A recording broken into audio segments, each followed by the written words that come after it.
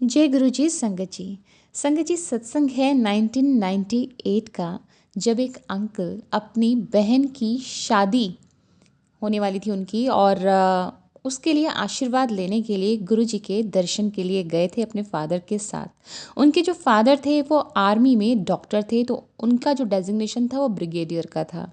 तो संगत जी फरवरी 1999 में गुरु जी के साथ मिलने के लिए उनके फादर अंकल से कहते हैं गुरु जी के पास चलो। तो एम्पायर एस्टेट में वो गुरुजी वहाँ बैठा करते थे, जो कि सुधा आंटी का विला है, जिसे छोटा मंदिर के नाम से भी जाना जाता है। तो संगत जी सत्संग तो उस टाइम पे भी शाम को ही हुआ करते थे, पर गुरुजी से मिलने दिन में वो लोग जा सकते थे जिनको गुरुजी की परमिशन हुआ करती थी। तो अंकल भी गुरुजी से मिलने के लिए अपने फादर के साथ गए 1999 में। तो जैसे ही अंकल ने गुरुजी के पैर छुए, तो गुरुजी ने अंकल के फादर से पूछा, बिकॉज फादर पहले से आते थे ना गुरुजी के पास, तो पूछा कि ये मुंडा कौन है। तो उनके फादर बोलते हैं कि मेरा मेरा मुंडा है, मेरा बेटा है। तो गुरुजी ने तुरंत रिप्लाई किया, ब्रिगेडियर वैश का सन इन लॉ। अब अंकल कहते हैं अरे बाप रे, इन्हें कैसे पता मेरे फादर इन लॉ का नाम ये है, वो तो कभी भी यहाँ पर आए नहीं, वो तो जानते भी नहीं है इनको। पर उनको लगा हो सकता है ऐसे ही पता चल गया हो, या पहले कभी डिस्कशन हुआ हो।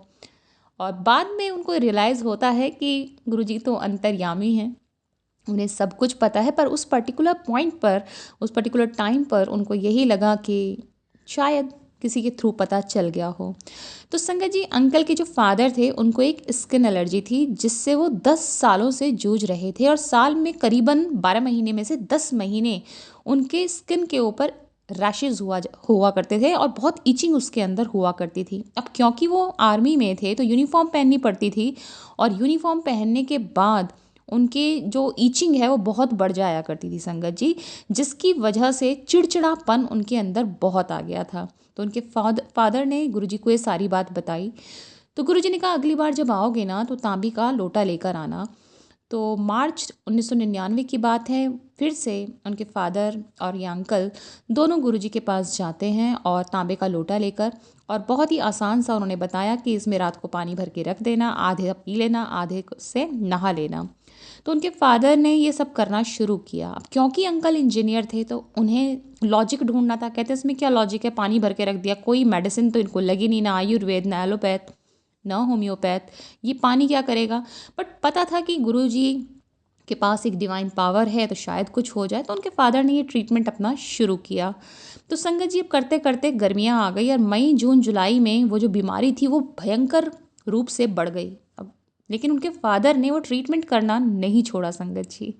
मई जून जुलाई में रैशेज इतने ज़्यादा बढ़ गए थे कि वो बहुत तकलीफ़ में थे। करते करते संगत जी दिसंबर 1999 आ गया, और उसके बाद वो प्रॉब्लम पूरी तरह से सॉल्व हो गई। कभी उनको बीमारी लौट कर नहीं आई। अंकल कहते हैं आज फरवरी 2026 है, करीबन 26 साल हो गए हैं, उससे भी ज़्यादा, पर वो बीमारी आज तक उनके फादर को लौट कर नहीं आई। इनफैक्ट वो तो भूल भी गए हैं कि कभी पहले हुआ करती थी, और उन्हें याद भी नहीं है ऐसी कोई बीमारी। तो सोचिए संगत जी, गुरु जी की जो ब्लेसिंग होती है, आशीर्वाद होता है, वो हमेशा के लिए होता है।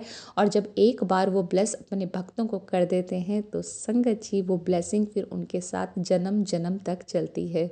जय गुरु जी, शुक्राना गुरु जी।